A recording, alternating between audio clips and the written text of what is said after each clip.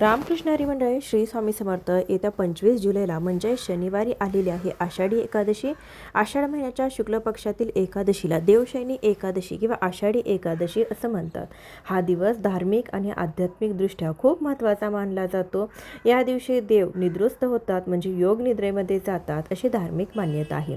धार्मिक मान्यतेनुसार या आषाढी एकादशीच्या दिवशी भगवान विष्णू 4 महिन्यासाठी म्हणजेच कार्तिकी एकादशीपर्यंत शेष नागावर झोपतात. हा काळ भक्ती, उपवास आणि साधनेसाठी उत्तम मानला जातो.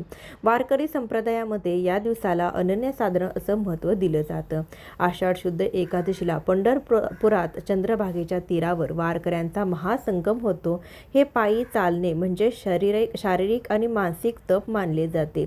या आषाढी एकादशीच्या दिवशीचं व्रत हे खूप मोठं धार्मिक महत्त्वाचं आहे आणि म्हणून या एकादशीला अगदी लहान मुलांपासून ते मोठ्यापर्यंत सर्वजण हे व्रत करून विठ्ठलाची पूजा करत असतात. या एकादशीला उपवास करून विठ्ठल आणि श्री विष्णू नामात लीन राहिल्याने मनशांती लाभते, पाप नष्ट होतात आणि सर्व इच्छा, मनोकामना ह्या देखील पूर्ण होतात. एवढंच नाही तर या आषाढी एकादशीला व्रत केले तर वर्षातील सर्व एकादशीच्या व्रताचं पुण्यफळ हे आपल्याला प्राप्त होतं.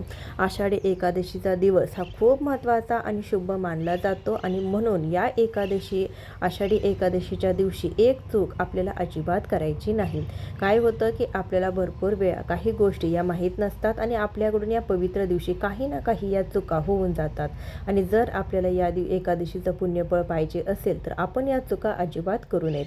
आषाढी एकादशीला तुम्ही एक वेळ उपवास नाही केला तरीही चालेल, परंतु ही एक चूक अजिबात करू नका, नाहीतर तुम्हाला भयंकर परिणाम भोगावे लागतील. 99% लोकांना ही चूक अजूनही माहीत नाही. तर अशी कोणती चूक आहे जी आपल्याला आषाढी एकादशीच्या दिवशी करायची नाही?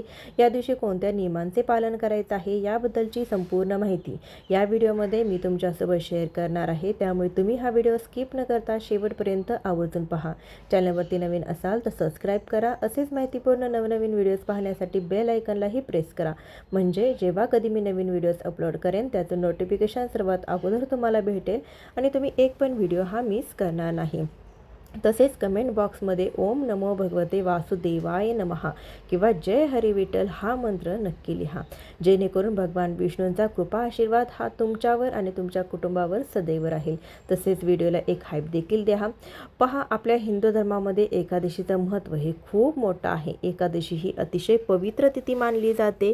या दिवशी देव निद्रा अवस्थेत जातात, म्हणजे झोपी जातात आणि सृष्टीचा संपूर्ण कारभार हा भगवान शिवशंकरांकडे सोपवत असतात आणि याच दिवसापासून चातुर्मास हा सुरू होतो आणि जो कार्तिकी एकादशीला संपत असतो.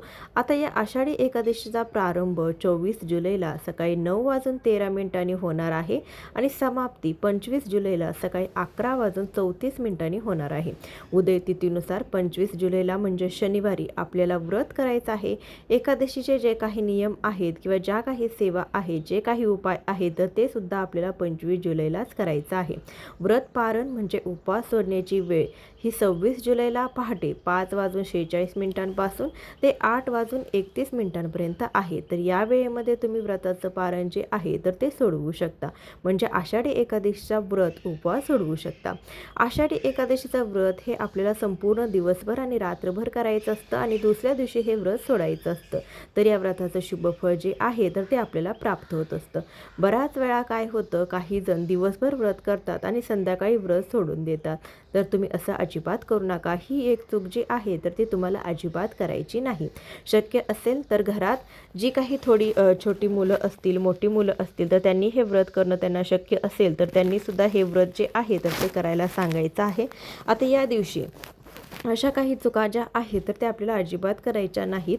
तर यात पहिली चूक म्हणजे एकादशीच्या दिवशी भात खाणे हे वर्ज्य मानले जाते. मग तुम्ही उपवास केला नसेल तरी पण सुद्धा तुम्हाला या दिवशी भात चुकून देखील खायचा नाही. बऱ्याच वेळा आजारी व्यक्ती असतात, लहान मुलं घरामध्ये असतात, अशा वेळी बघा त्यांना भात आपण खायला देतो, परंतु ही एक चूक तुम्हाला करायची नाही. घरात कितीही लहान मुलं असेल किंवा कितीही मोठा व्यक्ती असेल, त्यांना या दिवशी भात तुम्ही अजिबात देऊ नका.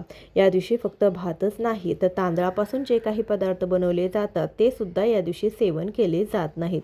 म्हणजे तांदूळच हा पूर्णपणे एकादशीच्या दिवशी वर्ज्य केला जातो.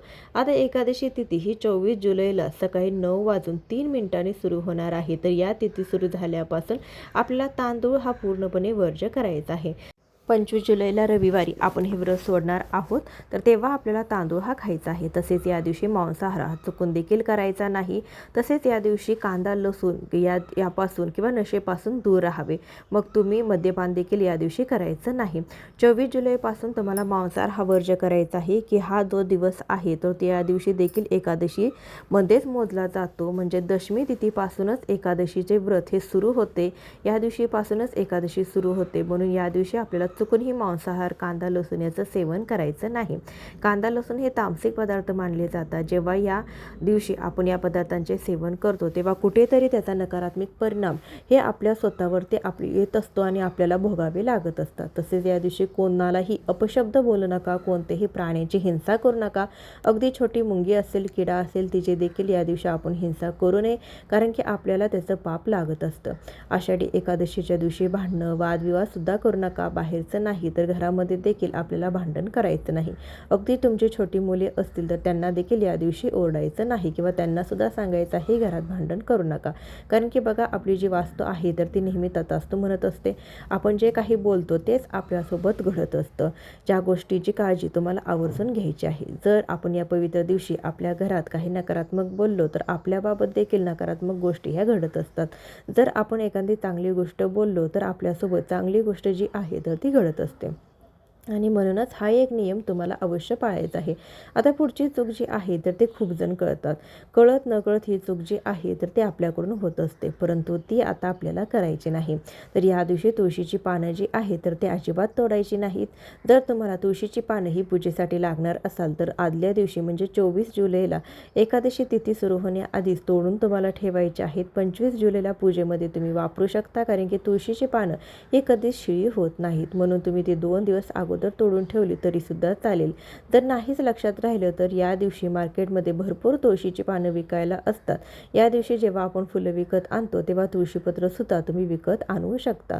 ती पूजेमध्ये वापरली तरीसुद्धा चालेल. किंवा तुळशीपाशी खाली गळून पडलेली पानं असतील तर तीसुद्धा उचलून स्वच्छ करून पूजेमध्ये तुम्ही वापरू शकता. पण चुकूनही तुळशीला स्पर्श करायचा नाही.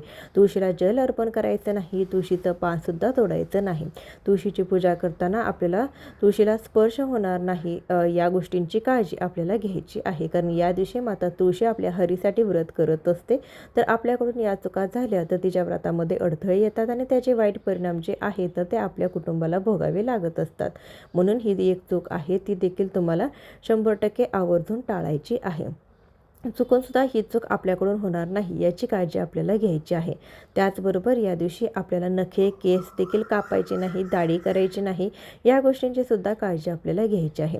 एकादशीच्या दिवशी तुम्ही भगवान विष्णूंची विठ्ठलांची जेवढी पूजा होईल, जेवढं नामस्मरण होईल, जी काही सेवा होईल त्यांच्या मंत्राचा नामजप हा आपल्याला करायचा आहे. आणि काही शक्य नसेल तर या दिवशी फक्त विठ्ठल विठ्ठल विठ्ठल विठ्ठल असं म्हणत राहा दिवसभर. किंवा ओम नमो भगवते वासुदेवाय नमः, ओम नमो भगवते वासुदेवाय नमः या मंत्राचा तुम्ही जप केला तरीही चालेल. तुम्हाला या संपूर्ण आषाढी एकादशीचं शुभ फळ जे आहे तर ते प्राप्त होईल. कारण या सेवेनं आपल्या पुण्याचा बँक बॅलन्स जो आहे तर तो वाढत असतो. तो बँक बॅलन्स आपल्याला कधी ना कधी आपल्या कामाला येत असतो. त्यामुळे आपण या सेवा आपण करत राहायची आहे. भरपूर वेळा असं होतं की आपल्याला वाटतं आपण एवढी देवाची सेवा करतो, पूजा करतो, उपाय करतो, उपवास करतो, मग आपल्याला पाहिजे तसं फळ का मिळत नाही.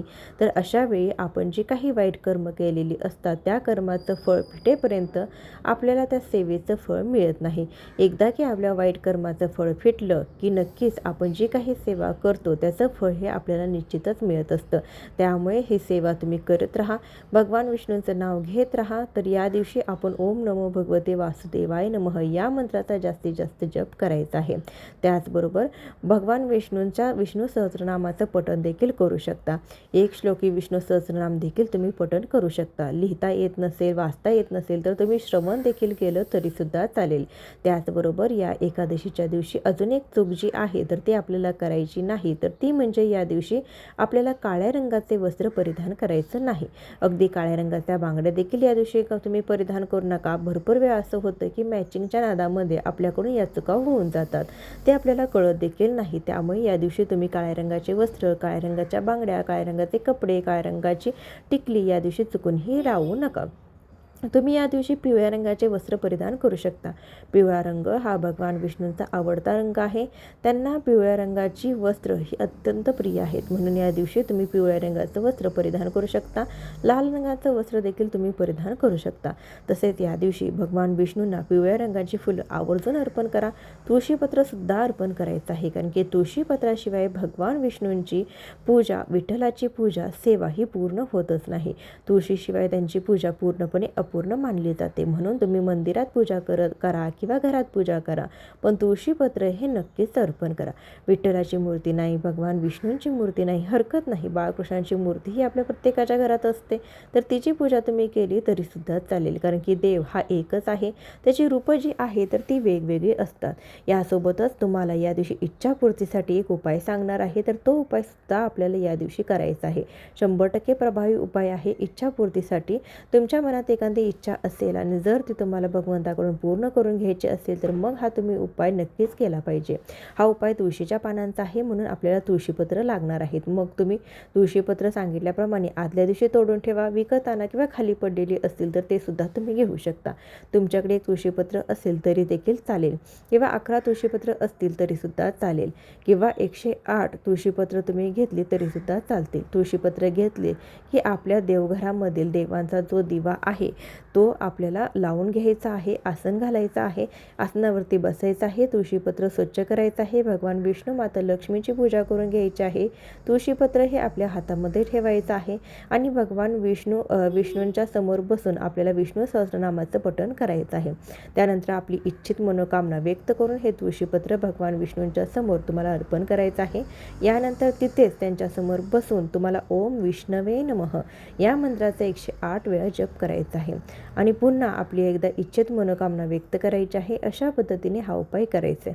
आता दुसऱ्या दिवशी हे तुळशीपत्र जिथे अर्पण केलेलं आहे तिथून उचलायचं आहे, आपल्या पर्समध्ये ठेवायचं आहे. नक्कीच तुमची इच्छा जी आहे तर ती पूर्ण झाल्याशिवाय राहणार नाही. अत्यंत प्रभावी आणि सात्विक उपाय आहे. तो उपाय तुम्ही आषाढी एकादशीला नक्कीच करून पहा. अत्यंत महत्त्वाची माहिती तुमच्यापर्यंत शेअर केलेली आहे. व्हिडिओ तुम्हाला आवडला असेल तर व्हिडिओला एक लाईक नक्की करा. चॅनलवरती नवीन असाल तर चॅनलला सबस्क्राईब करा. भेटूया अशाच एखाद्या व्हिडिओसोबत. तोपर्यंत खूप खूप धन्यवाद.